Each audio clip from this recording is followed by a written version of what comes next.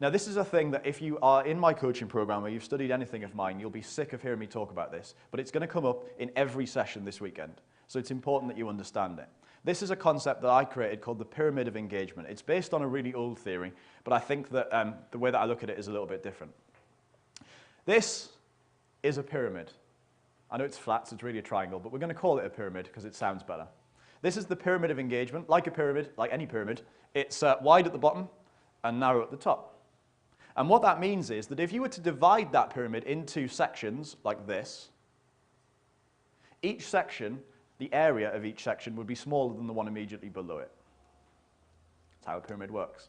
So what I want you to imagine is that this pyramid is divided into a number of sections. I'm going to bring this over and I'm going to draw this out for you. Because this is literally the most powerful thing that I do in my business, is to consider this pyramid of engagement. And we're going to refer back to it over and over and over again over the course of the weekend.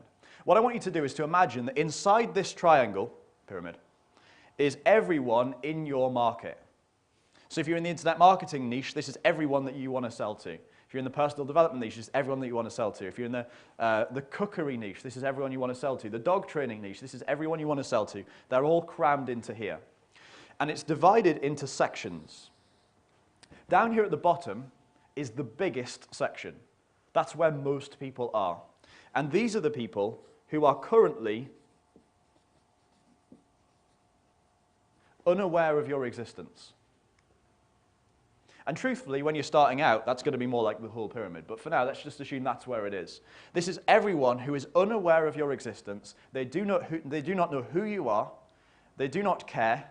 And they don't know why they should listen to you. They are, however, interested in what you have to offer. They just don't know it yet because they're too busy being unaware. Does that make sense? Great. The next section up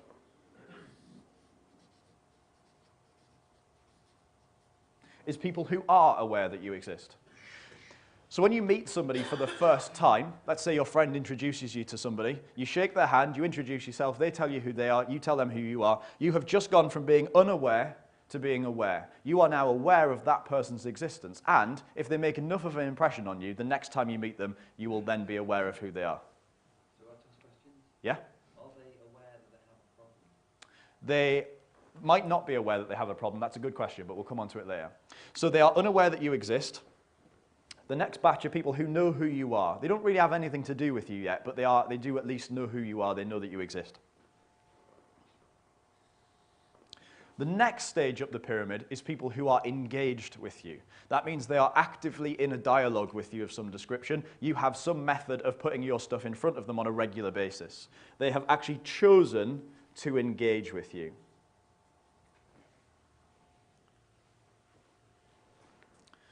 The next section is people who are customers. So they have actually engaged with you via their money. They've actually given you money in exchange for something.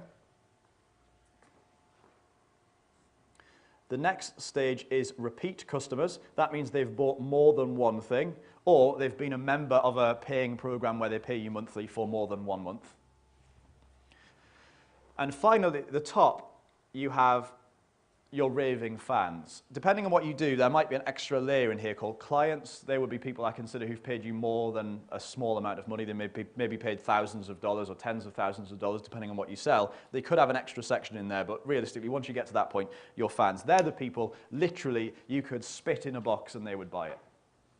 All they care about is buying stuff from you. They're the raving fans. Your job as an infopreneur is to take as many people from here as you can and move them up that pyramid. That's all you have to do,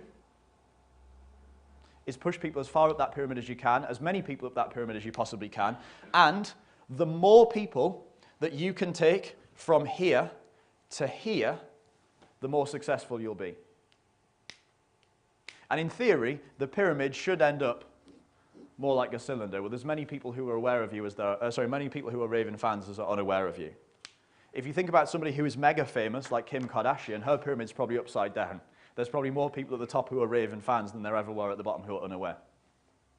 We are probably never going to reach that level of fame and that level of notoriety unless you want to release a sex tape. I'm not planning to. But our goal is to move as many people from there to there as we can. It's not about making a product, putting it on a sales page, and driving as much traffic to it as you can. That's a numbers game. That's a ridiculous, well, this is a numbers game to an extent, but that's a ridiculous numbers game. That's just a how much shit can we throw at that wall and see what sticks kind of game.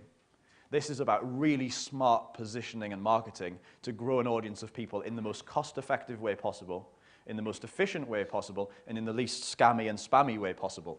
So again, the amount of money that you can earn is directly linked to how effectively you can take people up this pyramid. And the things we're going to talk about this weekend are literally just about moving people stage by stage, step by step, further up this pyramid.